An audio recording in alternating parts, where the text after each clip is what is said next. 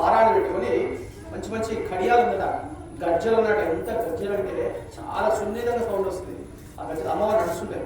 మీరు అందుకే చూడండి, కొన్ని ఇళ్లలో అమ్మవారు తిరుగుతూ ఉంటుంది. ఆ ఇంట్లో గజ్జలు చెప్పడం ఉంటుంది. దానికి భయవంతం భయపడుతుంటారు. నాకు ఫోన్ చేస్తారు రాత్రి గజ్జలు చెప్పడం ఉండదా కానీ అమ్మవారు ఆ మాత్రం కూడా లేకపోతే అట్లా ఉండదు. అమ్మవారి యొక్క గజ్జలు చప్పుడు చేస్తుంటే చాలా సౌమ్యంగా అందరంగా వినపడుతుంటుందట.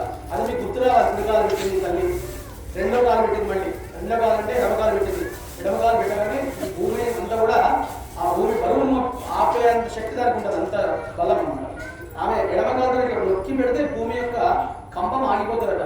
అంత శక్తి కలిగినటువంటి తల్లి ఎడమకాలు కూడా పెట్టింది అనుకున్నాం.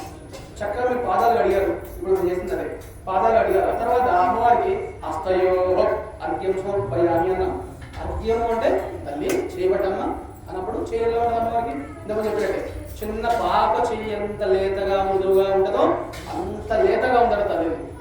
ఇలా పెట్టింది చేయలో ఉంటుంది. కానీ చక్కటి పారాన్ని మీరు పెడతారు కదా ఆషాఢ మాసాలలో, ఇట్లా గుండ్రంగా పెట్టుకో చుక్కలు పెట్టుకుంటారు కదా, మరి ఆ విధంగా చెయ్యి ఇలా పెట్టిందట. ఆ చెయ్యికి మీరు అర్ఘ్యం ఇచ్చారు. తర్వాత తల్లి ఇదిగో ఆచమనీయము, ముఖానికి సంబంధించి ముఖానికి సంబంధించి ఆచమనీయము అని చెప్పేసి ఆచమనీయం చేశారు. ఇప్పుడు తల్లిని కూర్చోబెట్టి చక్కగా మంగళ స్నానం చేస్తాం కదా మనం పెళ్ళిళ్ళలో, అలాగే మంగళ స్నానం చేస్తాం. అది గోపవరణ్యంతో